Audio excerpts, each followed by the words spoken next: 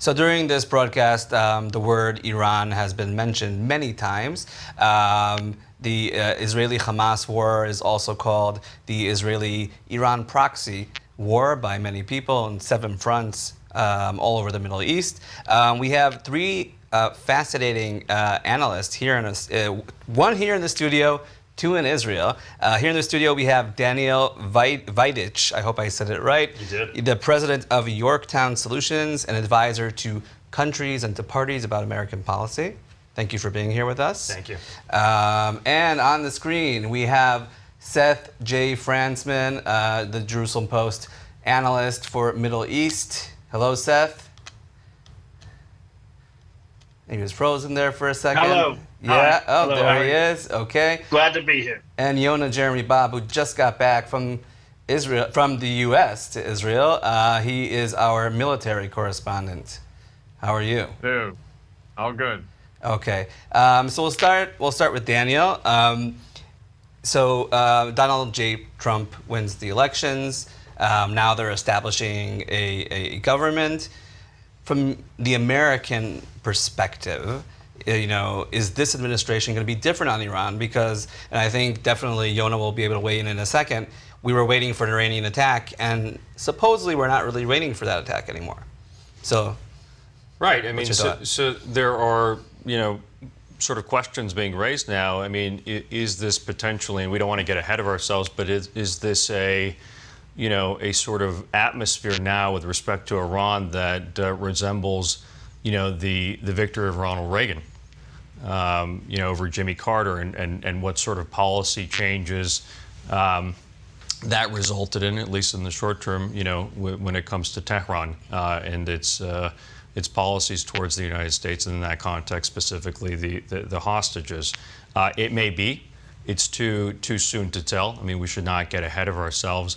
But without a doubt, I mean, when you look at, and you of course know the history of Donald Trump on Iran, and the fact that he dismantled the Obama-era nuclear deal, and really tightened the noose around the Iranian regime when it came to sanctions, that we're going to see a similar approach. And there are already indications of that in tangible ways. Brian Hook, who was the point person for Iran under the Trump administration, and really worked towards tightening these sanctions on Tehran, is now head of the transition team for the State Department.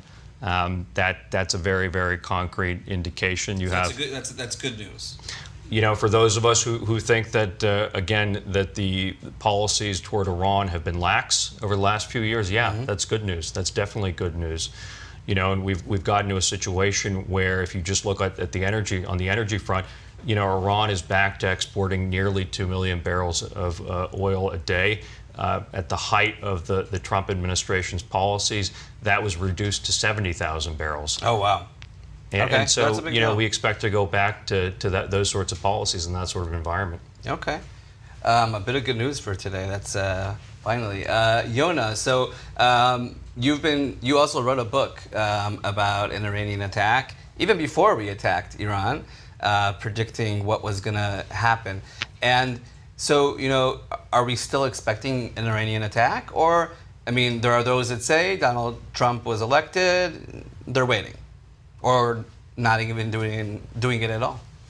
Look, it's anybody's guess. I was getting a number of indications last week that there could be an attack Thursday or Friday of last week. That didn't happen, okay? And the longer that sort of, Trump has been elected and people get used to the idea of, you're going to have to deal with him, so the Iranians have to think longer about, is it really worth it to go another round with Israel, where Trump will say, yeah, go blow up the nuclear program. He won't think twice about it. The Biden administration was pressuring Israel not to do that.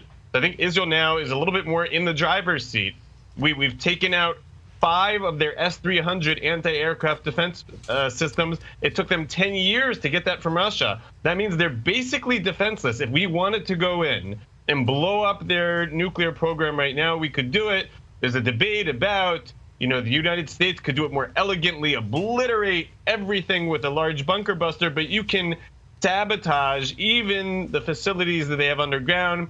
You can break them. You can make it impossible to get access to them. So Israel is in the driver's seat. Defense Minister Yisrael Katz said today, this is the most doable point for taking out the nuclear program that it's ever been. Whether Israel will do that or not is still an open question, because sometimes, people threaten to do things, and then, the moment of truth, it is still a major move. Okay, we still have to get used to Israel Katz as a defense minister, and we'll get back to you on that one. Seth, so what is going on in Iran at the moment? There was a lot of contradicting reports after the Israeli attack. At the beginning, they were saying nothing happened. Afterwards, it was very symbolic, or certain facilities. Afterwards, like, okay, Israel did attack, but it wasn't dramatic. So, what are you hearing from them, and also from the region, from the countries around the region, with this respect? Well, I think Iran's main goal at the moment, basically, is to use its foreign policy to try to isolate Israel. So we saw this week that the Iranian foreign minister is in Iraq for certain meetings.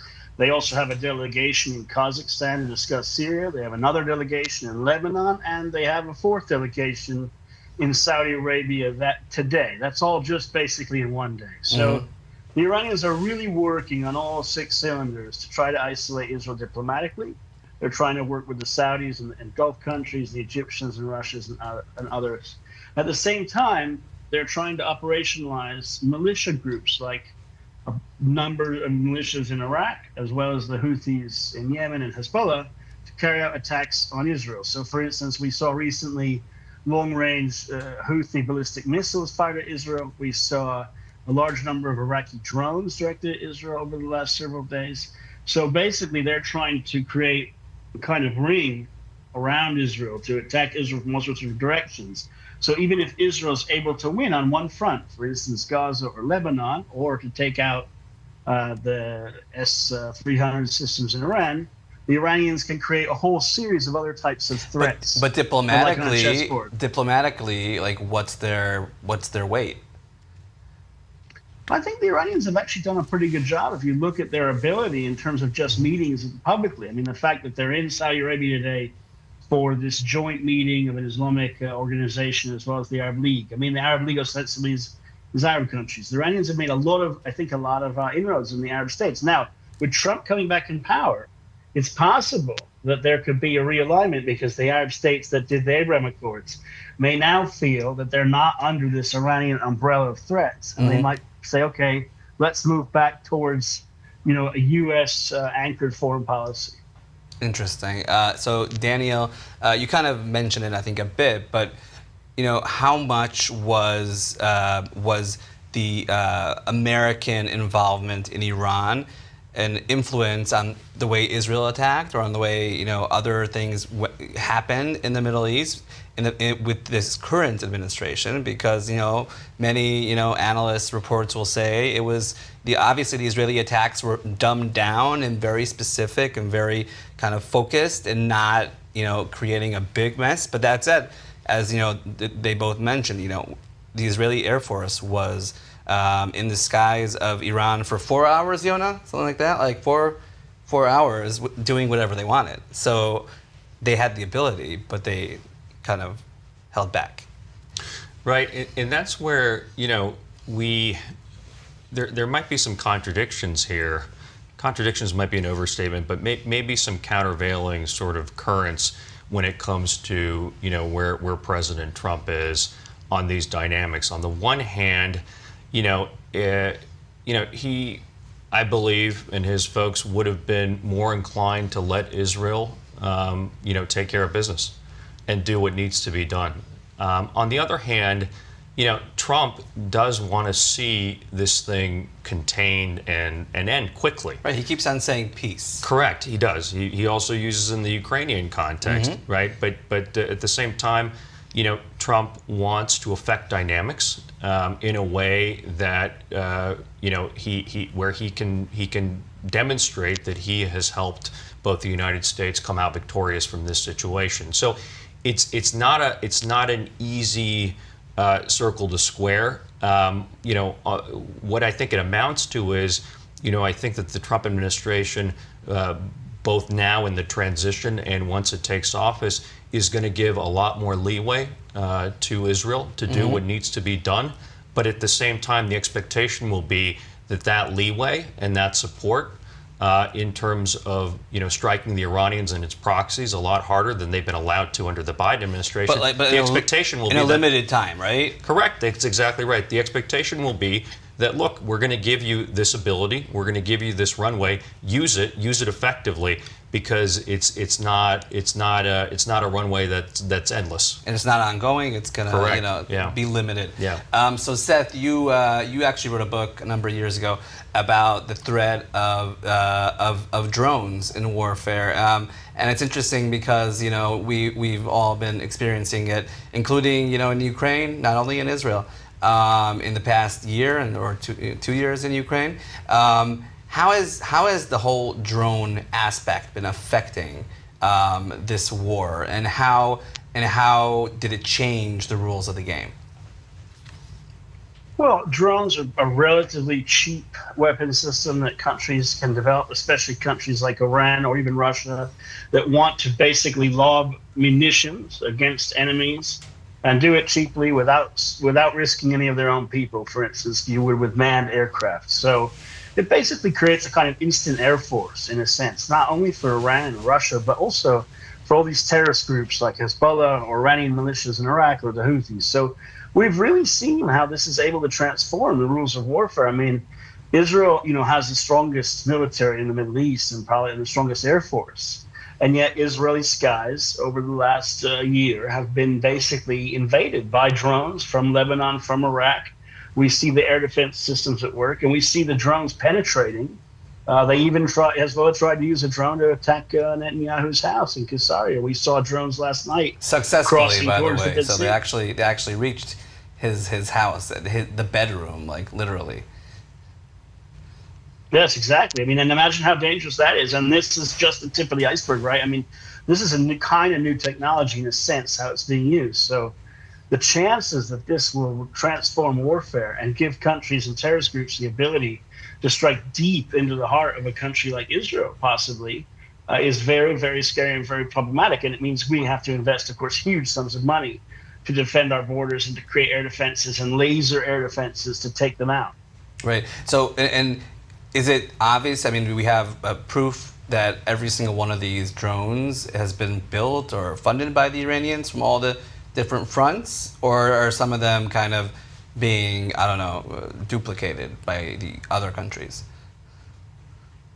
We certainly have proof that all the Iranian-backed proxies are using a blueprint from Iran. They're probably building most of it locally. Mm-hmm. So they may acquire technology, for instance, simple things like circuit boards or whatever, even from Western sources somehow smuggled in. So we know the Iranians have exported drones to Russia to be used in Ukraine, and these are large numbers. I mean, hundreds of thousands of these systems. Each system is larger than a person or bigger than two people, basically. I mean, it isn't massive, but it's an airframe, and it's relatively cheap compared to the way to defend against it, which is usually kind of expensive.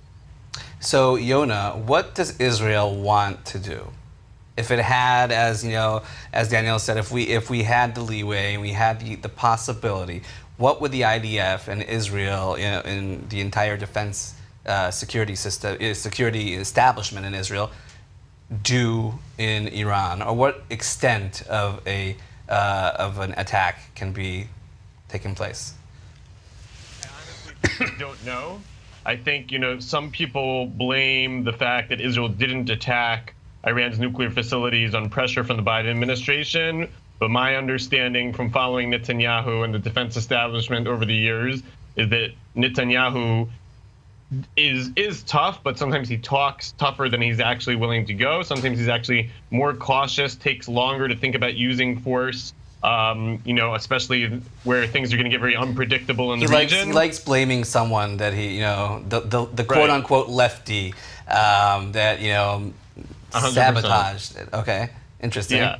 So I do think that Israel is going to want to project that it is ready to attack Iran in order to try to get Iran to back off its nuclear program.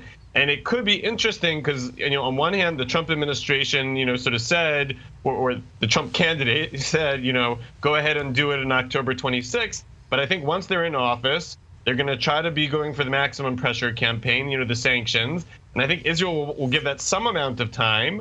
But the fact is, Russia and China, are they going to play ball with the sanctions in a post-Ukraine-Russia war world? I think that they won't. So the sanctions, even the most powerful sanctions that the United States can bring may not be able to do the job which they might have been able to do in 2018. And Trump, I think, also, thought he had a good chance at doing 2 consecutive terms. So there were some things they weren't doing at the end of his first term because they thought they'd do it in the second term. He only has 1 term now. There's a constitution in the United States. So I do think there could be some conflict between Israel and the United States at some point about whether to hit, what to hit. But definitely Trump will back Israel a lot more in general about the use of force, and certainly with Iran, than the Biden administration would have. Right, but maybe I'll focus the question just for a short answer. So do you see a possibility of an attack on Iranian nuclear facilities or on the Could oil? Absolutely happen. It could absolutely. The oil, I don't think so, because the oil would really also be sort of shooting in the foot Israel's new allies. A lot of the Sunni Arabs and the EU, and it could harm other people, not just the Iranians. But the nuclear facilities, I think we could see it. I don't want to predict that it is going to happen, because I thought it might happen October 26th, and then Israel didn't do it. But it could happen, and especially, again, because Israel knows now that it can do it. That's different than assuming that we think we can do it. Okay. A lot of things you're not saying, but that's okay. We'll speak about it later. Daniel, so you have a perspective of many different countries that you advise and work with. And I'm wondering, do you see Israel and Ukraine as the same kind of place of foreign policy when it comes to the U.S., or different? Because Trump keeps on, speaking about peace, right? Peace in Ukraine, peace in Israel, Middle East, etc. And also there are those within his party who are promoting this separatist type of ideology of kind of America first. We don't have to invest financially in foreign aid. So is Israel and Ukraine, are they in the same category or in different categories? It's a really good question. On the one hand, they're in different categories when it comes to support among Republicans and in Trump world. I mean, I think that there's pretty much, but not complete, support for Israel. There are some exceptions. I mean, there are pockets among the Freedom Caucus on the House side. There are some questions, even though you have Brian Hooks, in the administration or on the transition team. I mean, you also have some more libertarian-minded, folks who are also, part of the process. You have someone like Elbridge Colby, who is very much focused on China, and in the context of Ukraine makes the argument that we can't be supporting Ukraine because that detracts our attention from China. Even though you have, American allies in East Asia, Taiwan, South Korea, Japan saying, no, actually, we need the United States to support Russia and Ukraine, otherwise this will embolden China.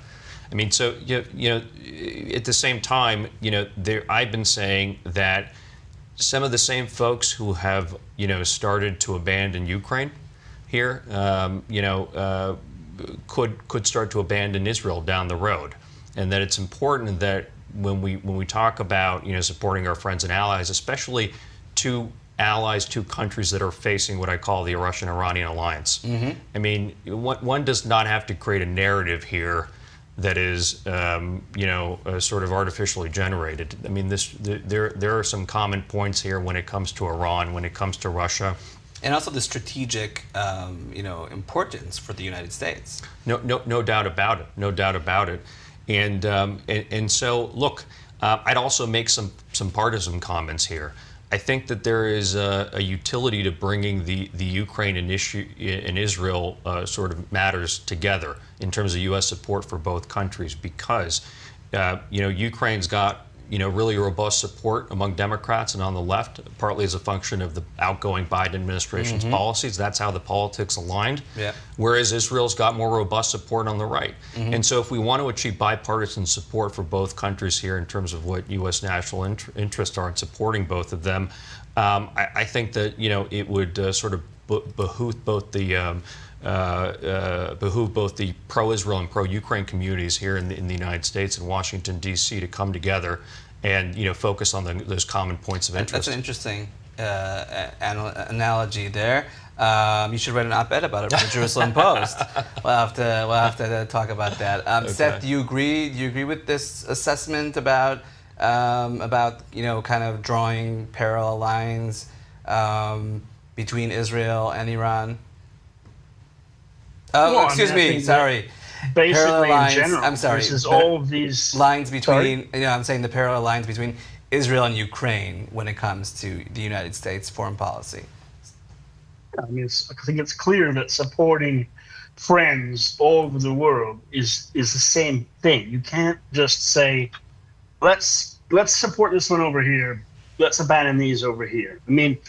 Nature abhors a vacuum. So if you drop out of some area of the world, like if a big country like America drops out, the enemy will just jump in. So you have to do this just like in the Cold War. You have to defend each front in a different way, but in the same alliance system. That's Ukraine, democracies in Europe, the Baltic states, Scandinavia, Israel, friends in the Middle East and Africa, Taiwan, South Korea, India, Australia, what have you. They're kind of the same allies as the United States had in the Cold War. So things haven't changed that much. But I think that's how you confront adversaries and enemy regimes. And these enemy regimes, by the way, they openly work together. It's not a secret that China and Iran have a new 25-year deal. It's not a secret that Iran joined BRICS, which is part of the China-Russia economic alliance. So they are all working together. We have to work together against them. Okay, so we're going to take final comments from all three of you. So Yonah, how do you feel that this U.S. election will affect the situation in the Middle East with regards to Iran, with regards to the region in general? So Iran, I think, we've been clear. I think Trump is going to be more supportive of the Israeli position, whether it's using force, whether it's isolating Iran. Netanyahu and Trump are of very similar minds on Iran. Gaza is going to be interesting because, on one hand, Trump has sometimes said, Israel should, get the job done. On the other hand, he said, I think 4 or 5 times, he wants the war over fast. Yeah. So I think, if Netanyahu wanted to keep the war going for a much longer time, to put pressure on Hamas for a much longer time, I don't think he has that time. And I think he's going to feel more pressure from somebody like Trump to end it, ironically, than he would have from a Biden or a Harris. So I think Trump will say you have a small window, do whatever you need to do, but then it's got to end. And I think the same thing's going to happen in Lebanon. I think that there's a decent chance that all of this will be over by or around Inauguration Day, because if not, we've seen Trump did turn on Netanyahu a couple years ago, and that could happen again. And I don't think Netanyahu will take that chance. Okay, Daniel, your assessment? Well, I go back to these sort of common points of interest and really common adversaries that Seth talked about. It's so obvious. It's so obvious that in both the context of Israel and Ukraine, that it is the Russians and the Chinese who are enabling Iran, enabling and therefore enabling Iran's proxies. Sometimes not even using the Iranians as an intermediary, but in more direct fashion. So I fully expect that the Trump administration will go after these enabling actors. I think Trump himself is also going to get very frustrated with the Russians. I think he's going to go in, quite frankly, with good faith, wanting to talk to Vladimir Putin, wanting to talk to the Russians. I don't think that they have an incentive to do that, however, especially in the context of Ukraine right now, given the situation on the ground. I don't think that based on the commitment that they made to the Iranians that they have much of an interest in really talking when it comes to the Middle East either. So I'm doubtful. I think that's going to frustrate him. And I think that's going to cause him. We don't want Trump to be frustrated. Well, I think they don't want Trump to be frustrated. Yeah. I think, quite frankly, some of us do want Trump to be frustrated. I think he's going to go in a very genuine way. He's going to become frustrated, and what that's going to result in is, going after sort of both countries, especially on the sanctions front, and in other ways that we haven't seen thus far, because the Biden administration has been too concerned. And this has been another sort of common point between Israel and Ukraine.